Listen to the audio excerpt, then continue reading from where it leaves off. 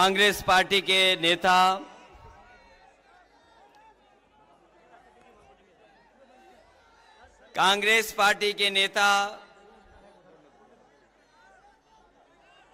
Rahul Gandhi ji,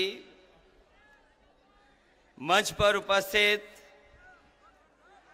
Samajwadi party India गठबंधन के प्रत्याशी सांसद दानिश अली जी, मंच पर उपस्थित जिनकी अध्यक्षता में ये कार्यक्रम हो रहा है, यहाँ के लोकप्रिय विधायक पूर्व मंत्री महबूब अली साहब, कांग्रेस पार्टी के प्रदेश के अध्यक्ष अजय राय जी, समाजवादी पार्टी के विधायक पूर्व मंत्री कमाल अख्तर जी, विधायक समरपाल सिंह जी, संचालन कर रहे जावेद आबदी जी, पार्टी के जिला अध्यक्ष मस्तराम यादव जी,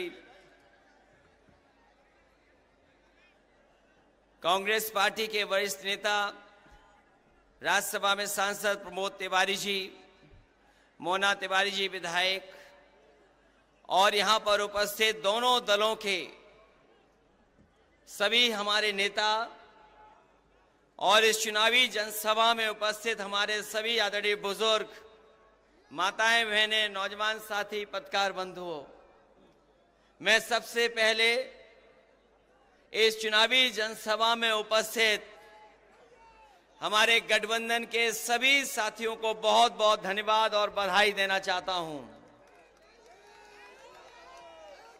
ये चुनाव 2024 का चुनाव और इस जगह पर दिखाई दे रहा है कि ऐतिहासिक वोटों से दानिश अली जीत करके जा रहे हैं। इधर पहले चरण का चुनाव हमने, आपने, सबने देखा और मैंने हर कार्यक्रम में, हर सभा में ये कहा कि इस बार पश्चिम की हवा जो चलेगी वो भारतीय जनता पार्टी का न केवल उत्तर प्रदेश बल्कि देश में सफाया करेगी। और कल ही जनता ने भारतीय जनता पार्टी को पहले चरण में ही पलट दिया। जो लोग कहते थे कि उनकी फिल्म चल नहीं रही है, मैं उन्हें बताना चाहता हूं, पहले दिन ही पहला शो भारतीय जनता पार्टी का फ्लॉप रहा।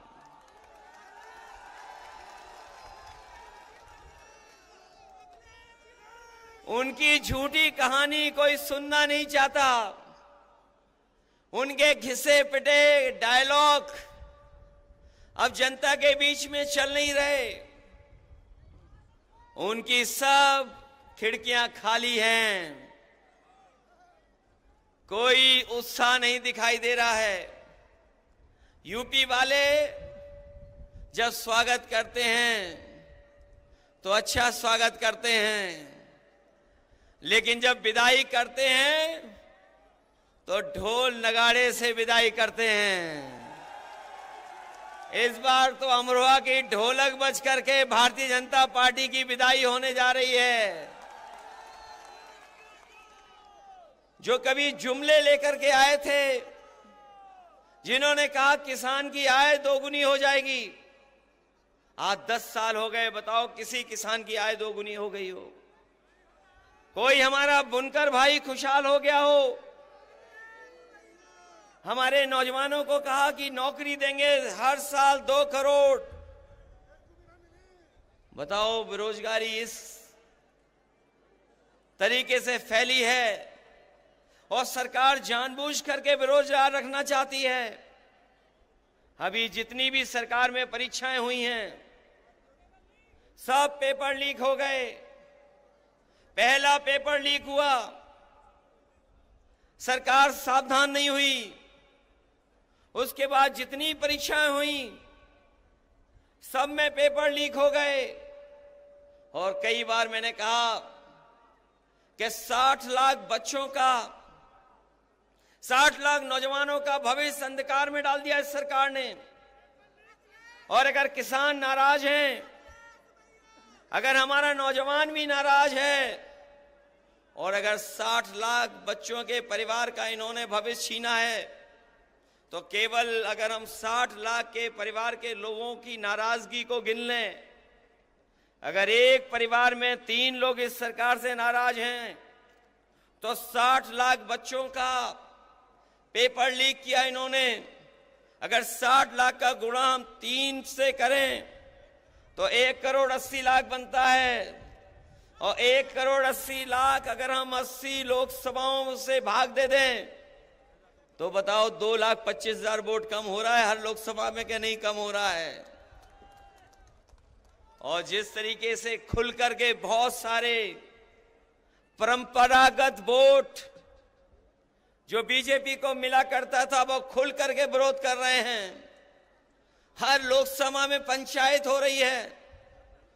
ऐसे परंपरागत वोट जो भारतीय जनता पार्टी के खिलाफ खड़े हो गए हैं, मैं उनकी राजनीतिक चेतना को धन्यवाद और बधाई देता हूं कि वो भारतीय जनता पार्टी को हराने के लिए अपना पंचायत कर करके फैसला ले रहे हैं। मैं उनको बधाई देता हूं। ये जो जुमले दिए थे वो गारंटी दे रहे हैं। इन्होंने कभी कोरोना भगाने के लिए ताली और थाली बजवाई थी। ये गारंटी नहीं, ये घंटी है इनकी। हमें इनकी गारंटी नहीं चाहिए। हमें बाबा साहब भीमराव अम्बेडकर जी ने जो संविधान में हमें गारंटी दी है वो संविधान की गारंटी चाहिए, और वो संविधान की गारंटी ही आपको अधिकार दिलाएगी। संविधान की गारंटी ही हमें आपको सम्मान दिलाएगी। इसलिए 2024 का चुनाव हमारे आपके भविष्य का तो है ही है, लेकिन आने वाली पीढ़ी के भविष्य का भी चुनाव है। इसलिए आने वाली पीढ़ी के भविष्य के लिए और बाबा साहब भीमराव अम्बेडकर जी का संविधान बचाने के लिए और अपने वोट के एक अधिकार को बचाने के लिए आप लोग सब मिलकर के दानिश अली को जिताने का काम करना, इनकी मदद करने का काम करना। बताओ, मदद करेंगे आप लोग? दानिश अली जी को मदद कर करके लोकसभा में भेजोगे? हमारे विधायक ये कह रहे थे, महबूब अली जी ने बहुत काम किया है। सड़कें बनवाई, पुल बनवाए, फ्लाईओवर बनवाए, एम्बुलेंस चलवाई, पुलिस के लिए गाड़ी चलवाई। सरकार में बहुत काम हुए हैं। सड़कें बनी और ये स्टेडियम भी बना। काम में कोई मुकाबला नहीं है। लेकिन अगर यहाँ के लोग ठान लेंगे तो पहले बहुत वोटों से जिताया था, बहुत वोटों से जिताया था। यही विधानसभा अगर मन बना लेगी तो 1 लाख वोट से जिता करके भेजेगी। हमारे मंत्री जी थोड़ी कंजूसी करते हैं, इन्हें कंजूसी छोड़ देनी चाहिए। इसलिए साथियों, हम आपसे विशेष समय पर अपील करने आए हैं। ये गठबंधन जो बना है, यहां एक एक बैठे नौजवान बुजुर्ग चाहते थे गठबंधन बने। कोई कहता था खुल करके, कोई दिली दिल सोचता था कि गठबंधन हो जाए। आप मनी मन सोचते थे कि गठबंधन हो जाए। हम लोगों ने बड़े मन से गठबंधन किया है। इसलिए मैं अपने सभी साथियों से कह रहा हूं कि गठबंधन का प्रत्याशी ऐतिहासिक वोट से जीत करके जाए। जो सवाल महंगाई का है, बेरोजगारी का है, वो आपके सामने है, और बहुत सारी तकलीफ परेशानियां हैं। उत्तर प्रदेश और दिल्ली की सरकार ने मिलकर के उत्तर प्रदेश के साथ भेदभाव किया है, और इस भेदभाव को मिटाने के लिए और अपने मान सम्मान के लिए और संविधान बचाने के लिए आप लोग वोट कर देना। और दानिश अली जी को, जो कांग्रेस के प्रत्याशी हैं, इनके चुनाव चिन्ह हाथ पर एक एक वोट दे करके इन्हें लोकसभा में भेज देना। यही मैं कहने आया हूं। आप सबका बहुत बहुत आभारी हूं। अपने नेताओं का भी धन्यवाद। कांग्रेस और तमाम दल के लोग हैं, उन सबका बहुत बहुत धन्यवाद। इस उम्मीद और इस भरोसे के साथ कि जब अगली बार लोकसभा में जाएंगे तो दानिश अली जी वहां दिखाई देंगे और आपकी आवाज को लोकसभा में बैठ करके बुलंद करने का काम करेंगे। बहुत बहुत धन्यवाद आपका। अखिलेश यादव जी, अविनाश पांडे जी, अजय राय जी, महबूब अली जी, प्रमोद तिवारी जी, कमल अख्तर जी, आराधना मिश्रा जी, जावेद अब्दी जी, समरपाल सिंह जी, राशिद अलवी जी, हमारे कैंडिडेट दानिश अली जी, स्टेज पे सीनियर नेता, गठबंधन के प्यारे कार्यकर्ता, भाइयों और बहनों, प्रेस के हमारे मित्रों, आप सबका यहां बहुत बहुत स्वागत, नमस्कार। बैठ जाइए।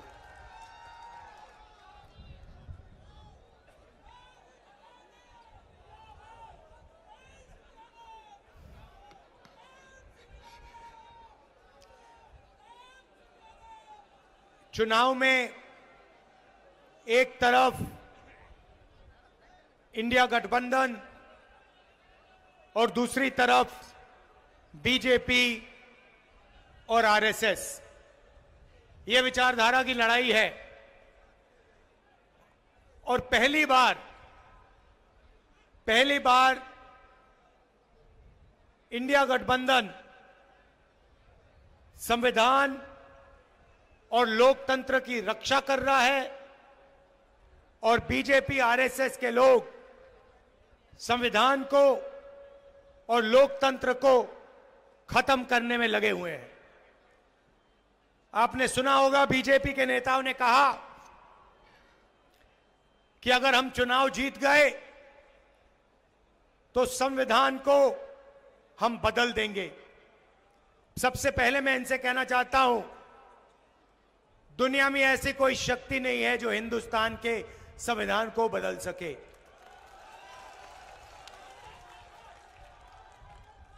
पिछले 10 साल नरेंद्र मोदी जी ने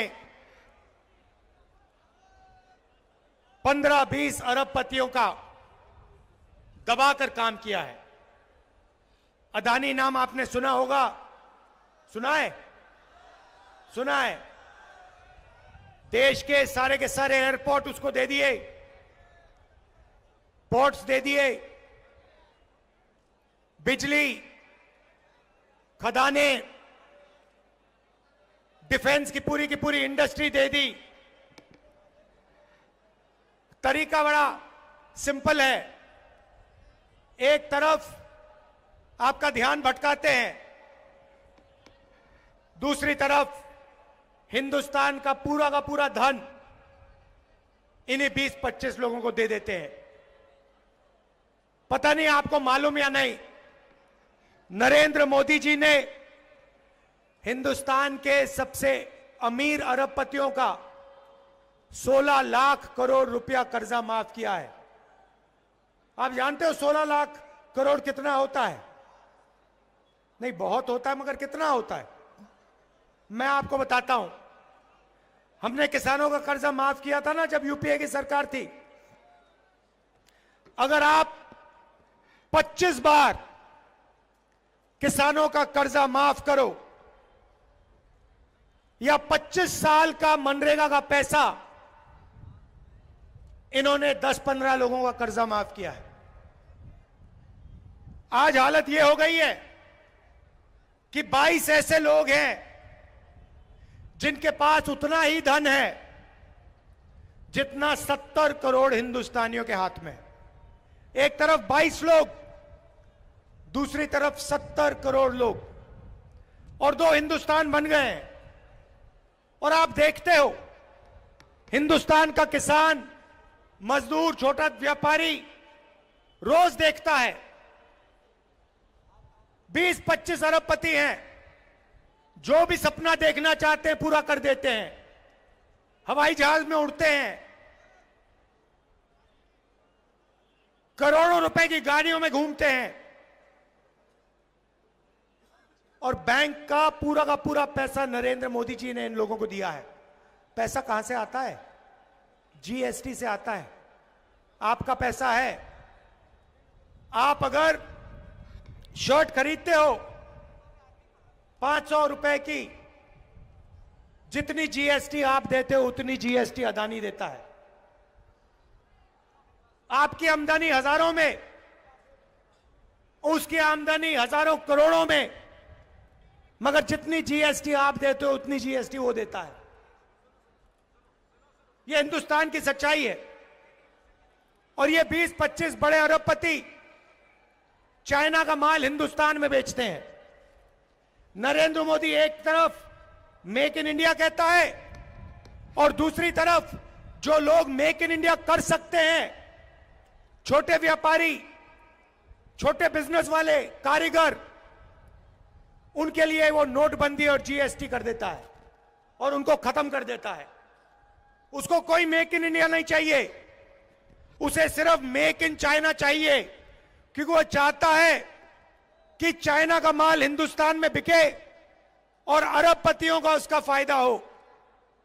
अब आप मुझसे सवाल पूछोगे, इंडिया गठबंधन क्या करेगा? मैंने आपको बोला, एक तरफ 22 लोग, दूसरी तरफ 70 करोड़ लोग। और आप मुझसे पूछोगे, ठीक है, आपने हमें बता दिया कमी कहां है, मगर कांग्रेस पार्टी और इंडिया गठबंधन क्या करने जा रही है? बेरोजगारी के बारे में क्या करने जा रही है? गरीबी के बारे में क्या करने जा रही है? किसानों की मदद कैसे करेगी? ये आपके दिल में सवाल है। तो आज मैं आपको इन सवालों के जवाब देने आया हूं और हम साफ बता देते हैं। और मैं आपको आज 3-4 चीजें कहने आया हूं। सबसे पहले, गरीबी। नरेंद्र मोदी जी ने लाखों करोड़ रुपए अरबपतियों को दिए। मैं आपको बता रहा हूं, इंडिया गठबंधन जितना पैसा उन्होंने अरबपतियों को दिया है, उतना पैसा हम हिंदुस्तान के गरीबों को देने जा रहे हैं। अच्छा लगे ना लगे, हम ये काम करने वाले हैं। मीडिया वाले कहेंगे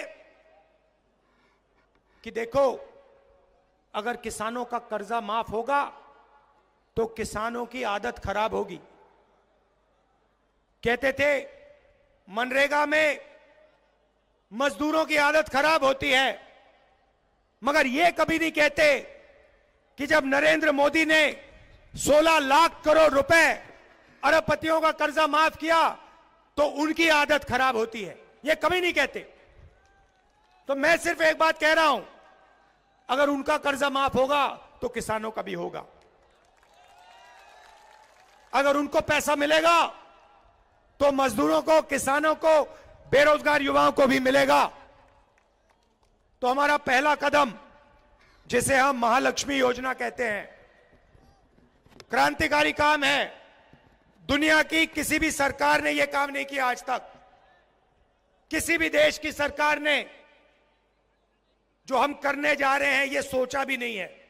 और मैं आपको बता रहा हूं, जैसे ही हमने यह काम किया, बाकी देशों की सरकार लाइन लगा देंगी और सारी की सारी एक के बाद एक यही क्रांतिकारी काम करना शुरू कर देंगी। लिख के ले लो। तो महालक्ष्मी योजना क्या है?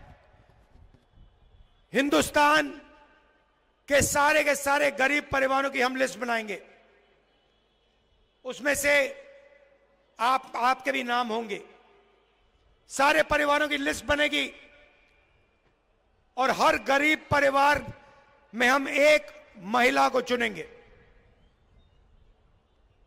हर गरीब परिवार में से एक महिला को चुनेंगे और फिर हर साल उसके बैंक अकाउंट में कांग्रेस पार्टी 1 लाख रुपया सीधा डाल देगी। 8,500 रुपए महीने के, 1 लाख रुपए साल के, इंडिया गठबंधन ठगाठक हर महीने हजारों करोड़ रुपए हिंदुस्तान के सबसे गरीब परिवारों को सीधा बैंक अकाउंट में जाएगा। आंगनवाड़ी और आशा की महिलाएं, आप अच्छी तरह सुन लो, जो आज आपको आमदनी मिल रही है, उसे हम चुनाव के बाद दुगना करने जा रहे हैं। अब युवा कहेंगे, राहुल जी हमारा क्या होगा? नरेंद्र मोदी, देखो नरेंद्र मोदी जी ने हमें झूठ बोला, 2 करोड़ रोजगार की बात की, 15 लाख रुपए बैंक अकाउंट में डालने की बात की, मगर सीधा हमारे मुंह पे नरेंद्र मोदी ने झूठ बोला। तो मैं आपको 2-3 चीजें कहना चाहता हूं। सबसे पहले हमने चेक किया, हिंदुस्तान की सरकार में 30 लाख खाली पोस्ट पड़ी हुई हैं। सबसे पहला काम, ये जो 30 लाख सरकारी नौकरियां हैं हम आपके हवाले कर देंगे। दूसरा काम, पहले हिंदुस्तान के युवाओं को सेना में रोजगार मिलता था, पेंशन मिलती थी, अगर कुछ होता, शहीद होते तो शहीद का दर्जा मिलता था, कैंटीन मिलती थी। नरेंद्र मोदी जी ने वो सब बंद कर दिया, 2 तरीके के शहीद बना दिए। एक जो नॉर्मल जवान है और दूसरा जिसको आज हम अग्निवीर कहते हैं। शहीद होंगे तो अग्निवीर को शहीद का दर्जा नहीं मिलेगा, उसको कैंटीन नहीं मिलेगी, उसको पेंशन नहीं मिलेगी, उसको ट्रेनिंग 6 महीने की मिलेगी। चाइना का जवान 5 साल ट्रेनिंग करके आएगा और हमारा अग्निवीर 6 महीने की ट्रेनिंग लेकर उसके सामने खड़ा हो जाएगा। नतीजा आपको मालूम है। ये जो अग्निवीर योजना है, हमारी सरकार बनेगी, इसको हम रद्द कर देंगे, उठा के फाड़ के फेंक देंगे। और जैसे पहले होता था, पेंशन मिलेगी, शहीद का दर्जा मिलेगा, कैंटीन मिलेगी। देखिए, ये अग्निवीर योजना सेना नहीं चाहती, ये प्रधानमंत्री का निर्णय है, पीएम ऑफिस ने ये योजना बनाई है। सेना को ये नहीं चाहिए और हम इसको रद्द करने जा रहे हैं। पेपर लीक की बात आप जानते हो, आपको सालों काम करना पड़ता है, पढ़ाई करनी पड़ती है, पेपर के दिन आपको पता लगता है कि पैसा देकर बेईमानों ने पेपर लीक करवा दिया और आप देखते रह गए। हम एक कानून लाएंगे, जिसने भी ये पेपर लीक का काम किया उसे कड़ी सी कड़ी सजा मिलेगी। और ये जो आजकल फैशन बना रखा है कि प्राइवेट कंपनियां पेपर चेक करवा रही हैं, इसको हम बंद करवा देंगे। अब मैंने आपको महालक्ष्मी योजना के बारे में बोला, क्रांतिकारी योजना है। अब मैं आपको युवाओं के लिए एक क्रांतिकारी योजना के बारे में बताना चाह रहा हूं।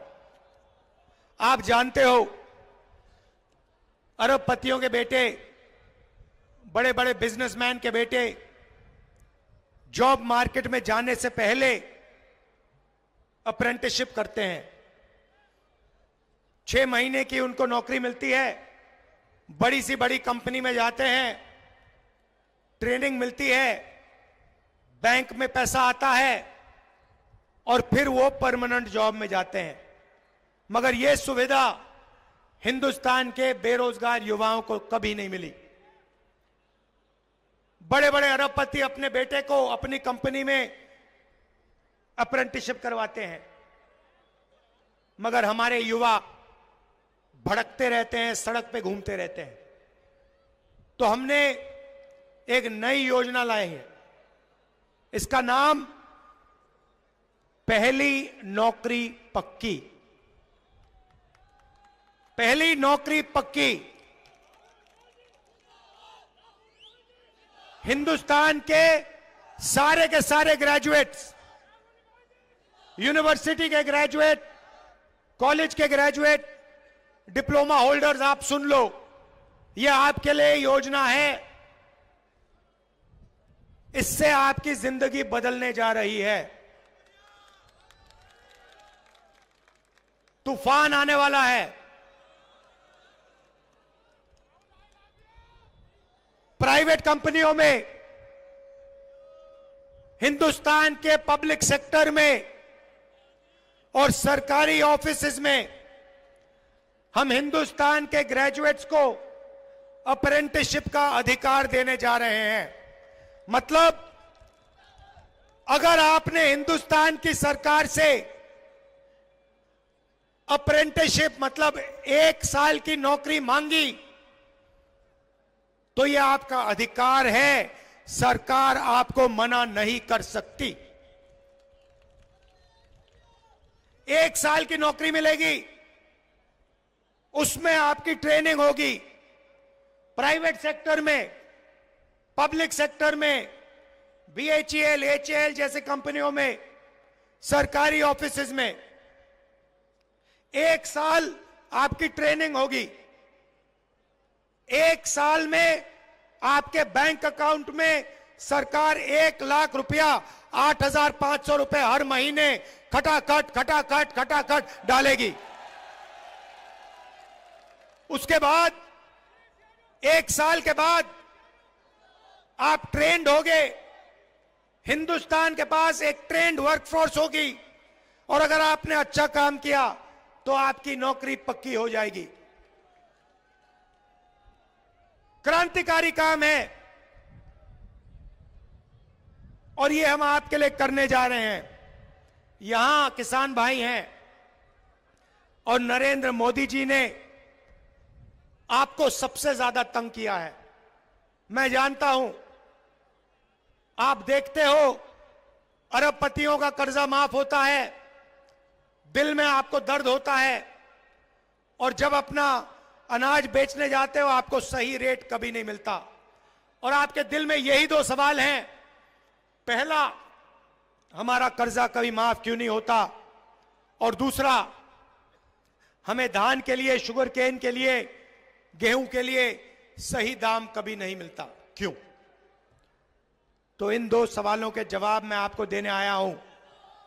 जैसे ही हमारी सरकार आएगी, जैसे हमने यूपीए के समय किया था, वैसे ही हम किसानों का कर्जा माफ करने जा रहे हैं। और सिर्फ एक बार नहीं भाई, हम किसानों का एक कमीशन बैठाएंगे और जब भी किसानों को कर्जा माफी की जरूरत होगी वो कमीशन किसानों का कर्जा माफ करेगा।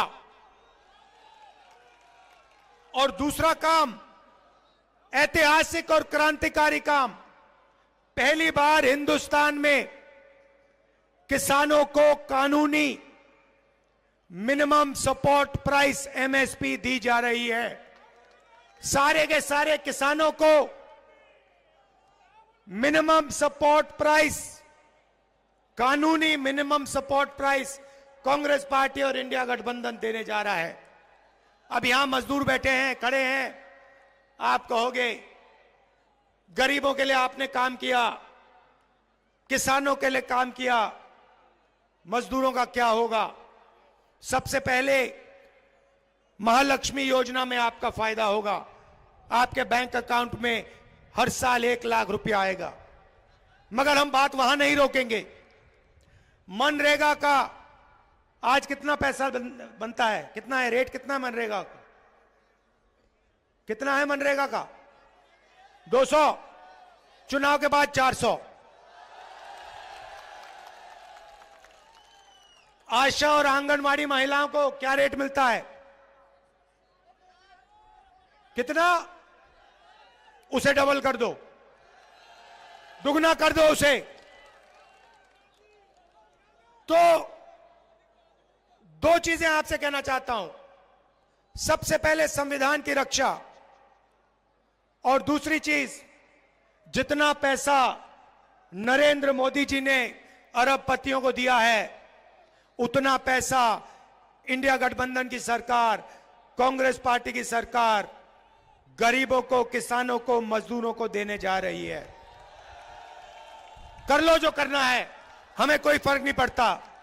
आपने देखा होगा, ये मीडिया वाले यहां बैठे हुए हैं, भाई और बहनों, मीडिया वाले कभी किसान की बात करते हैं, मजदूर की बात करते हैं, गरीबों की बात करते हैं ना?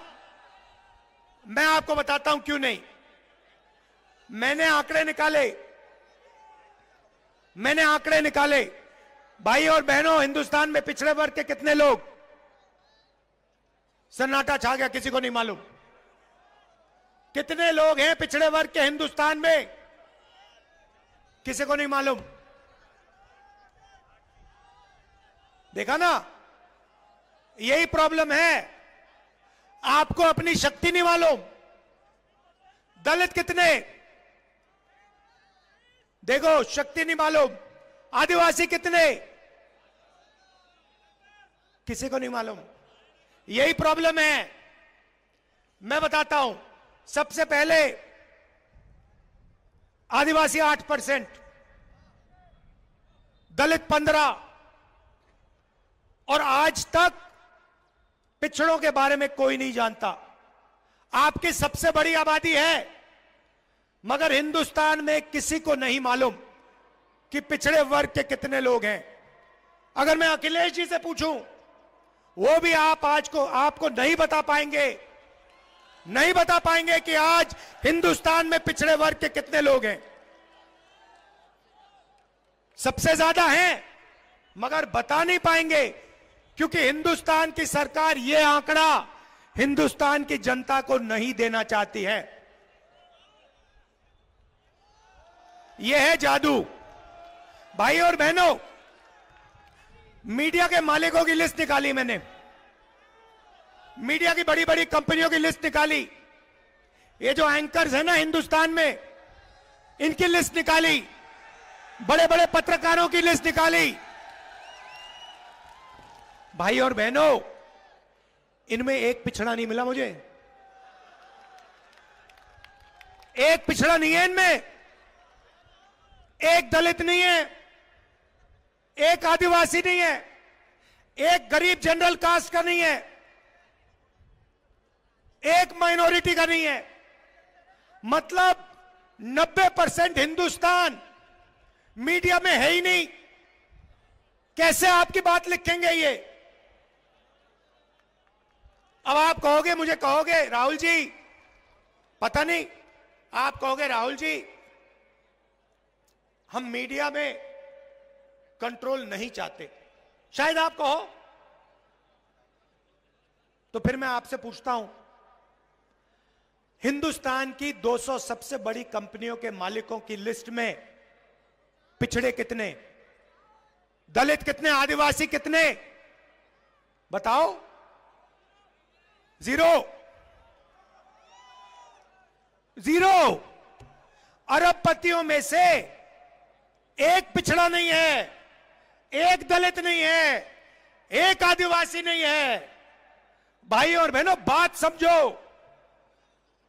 दलितों से, आदिवासियों से, पिछड़ों से, गरीब जनरल कास्ट के लोगों से 24 घंटा पैसा लिया जाता है और वही 20-25 लोगों के जेब में जाता है। और उन 200 लोगों में एक पिछड़ा नहीं, एक दलित नहीं, एक आदिवासी नहीं। अब आप कहोगे राहुल जी हमें मीडिया नहीं चाहिए, हमें कॉर्पोरेट इंडिया में भी अपना कोई आदमी नहीं चाहिए। पता नहीं, क्योंकि इसके बारे में आप बोलते तो कभी हो नहीं, मैंने कभी सुना नहीं। कभी पिछड़े वर्ग के किसी भी व्यक्ति ने मुझे कभी नहीं कहा कि भैया राहुल जी कॉर्पोरेट इंडिया में तो हमारा कोई है ही नहीं।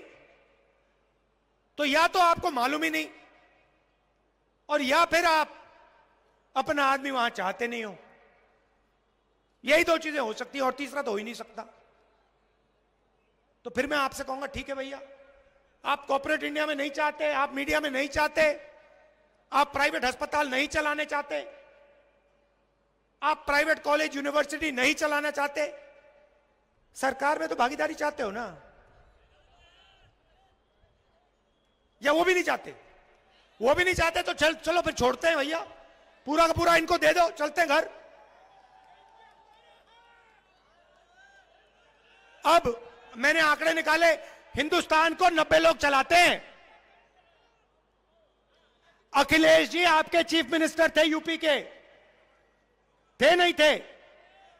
मगर सच्चाई मैं आपको बता देता हूं, अखिलेश जी चीफ मिनिस्टर थे, मगर सरकार को ब्यूरोक्रेसी चलाती है, आईएएस अफसर चलाते हैं, क्योंकि अंत में ब्यूरोक्रेसी चीफ मिनिस्टर को, मंत्रियों को निर्णय देते हैं। और यही दिल्ली में हो रहा है। आप सोचते हो कि नरेंद्र मोदी सरकार चलाता, नरेंद्र मोदी सरकार नहीं चलाता, 90 लोग सरकार चलाते हैं। 90 लोग सरकार चलाते हैं, उनको आईएएस अफसर कहा जाता है। बजट का पूरा निर्णय वो लेते हैं। अब मैं आपसे सवाल पूछता हूं, 90 अफसरों में से जो रेलवे का बजट, डिफेंस का बजट, उत्तर प्रदेश को कितना पैसा मिलेगा, छत्तीसगढ़ को कितना जाएगा, जीएसटी कैसे बनेगी, मनरेगा कैसे बनेगा, ये सारे के सारे निर्णय 90 लोग लेते हैं। प्रधानमंत्री, चीफ मिनिस्टर फाइनल डिसीजन जरूर लेता है, साइन जरूर करता है, मगर ये 90 लोग हिंदुस्तान की सरकार को चलाते हैं। अब मैं आपसे पूछता हूं, 90 में से पिछड़े कितने? वो देखो एक आदमी होशियार है वहां पे, वो ये कर रहा है। भाई और बहनों, 90 में से 3 आपके, 3 आपके, आपकी आबादी कम से कम 50%, और 90 में से 3 आपके, आदिवासियों की आबादी 8%, 90 में से 1 उनका, दलितों की आबादी 15%, 90 में से 3 उनके। मगर यह जरूरी नहीं है, जरूरी आंकड़ा मैं अब आपको देने जा रहा हूं। अगर हिंदुस्तान की सरकार 100 रुपए खर्च करती है, अगर हिंदुस्तान की सरकार 100 रुपए खर्च करती है, तो ओबीसी अफसर 5 रुपए का निर्णय लेते हैं। फिर से कहता हूं, अगर हिंदुस्तान की सरकार बजट में 100 रुपए खर्च करती है, ओबीसी अफसर 5 रुपए का निर्णय लेते हैं। दलित अफसर 100 रुपए में से 1 रुपया, और आदिवासी अफसर 100 रुपए में से 10 पैसा। इन सबको जोड़ो, आपकी आबादी 73% है। 73% लोग 100 रुपए में से 6 रुपया 10 पैसा का निर्णय लेते हैं। आपको लग रहा है कि आपके साथ अन्याय हो रहा है, मगर कितना और कैसा अन्याय हो रहा है वो आपको बात समझ नहीं आ रही। वो आज मैंने आपके सामने रखी है। अब आप कहोगे राहुल गांधी ने समस्या तो बता दी मगर इलाज नहीं बताया, हम फंसे पड़े हुए हैं, 100 रुपए में से 6 रुपए का निर्णय हम ले रहे हैं, सरकार में भागीदारी नहीं है। राहुल गांधी ने मूड खराब कर दिया, हमें सच्चाई बता दी और फिर सुझाव नहीं दिया, है ना? तो जवाब भी दे देता हूं। आपको कभी चोट लगी है? लगी? हाथ टूटा आपका, पैर टूटा, फ्रैक्चर हुआ कभी? हुआ? क्या हुआ? पैर का हुआ? पैर का फ्रैक्चर हुआ। जब पैर का फ्रैक्चर हुआ डॉक्टर ने आपको क्या कहा? पहली बात क्या कही थी? एक्सरे कराओ, एक्सरे कराओ। मैं भी यही कह रहा हूं, हिंदुस्तान का एक्सरे करा दो।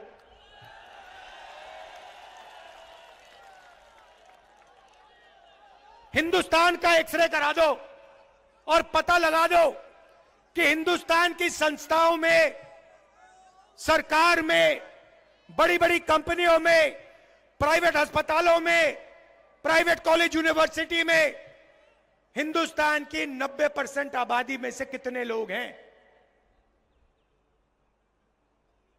जाति जनगणना भाइयों और बहनों, जाति जनगणना, हिंदुस्तान का एक्सरे। सरकार आएगी, हम जाति जनगणना का काम शुरू कर देंगे। जाति जनगणना से हिंदुस्तान के सब लोगों को पता लग जाएगा आप कितने हो और आपकी हिंदुस्तान में कितनी भागीदारी है। दूध का दूध, पानी का पानी हो जाएगा। अब इससे किसी को इतराज तो नहीं होना चाहिए? नहीं, किसी को इतराज नहीं होना चाहिए, क्योंकि हम सिर्फ ये कह रहे हैं कि भैया चोट लग रही है लोगों को, किसानों को, मजदूरों को, एक्सरे करा लो। एक्सरे से दर्द तो नहीं होता ना? एक्सरे से कोई डरता तो नहीं है ना? एक्सरे ऑपरेशन थोड़ी है, एक्सरे तो मतलब कुछ नहीं होता। तो जब मैंने कहा कि भैया देश का एक्सरे कराओ, नरेंद्र मोदी कहता है बिल्कुल नहीं। बीजेपी के लोग कहते हैं एक्सरे तो नहीं होगा। कैसे नहीं होगा? 100% होगा, क्योंकि देश की जनता को मालूम होना चाहिए कि 90% की कितनी भागीदारी है। आप देख लेना, मैंने यहां भाषण दिया, अखिलेश जी ने यहां भाषण दिया, आप देख लेना, नरेंद्र मोदी का चेहरा आपको टीवी पे 15-20 घंटे दिखेगा। मगर जो हमने यहां क्रांतिकारी बातें कही हैं, वो आपको मीडिया नहीं दिखाएगा। पूरा देश जानता है ये आपके हैं ही नहीं। अच्छा, इनकी बात नहीं कर रहा हूं, ये बेचारे, इनकी बात, इनकी गलती नहीं है, इनको ऊपर से ऑर्डर आता है, इनको सैलरी लेनी है, बच्चे पालने, इनकी गलती नहीं है। इनके जो सीनियर लोग हैं उनकी गलती है। देखो मुस्कुरा रहे हैं लोग। तो ये मैं आपसे कहने आया था, इंडिया गठबंधन की जीत होने जा रही है। और मैं आपको बता रहा हूं, जिस दिन जाति जनगणना हो गया इस देश में, उस दिन देश बदल जाएगा। क्रांतिकारी काम है, ऐतिहासिक काम है, और इसको इंडिया गठबंधन करने जा रहा है। आप सबका दिल से धन्यवाद, नमस्कार, जय हिंद। अखिलेश जी और जो सीनियर नेता यहां आए हैं, आप सबका बहुत बहुत धन्यवाद, नमस्कार, जय हिंद।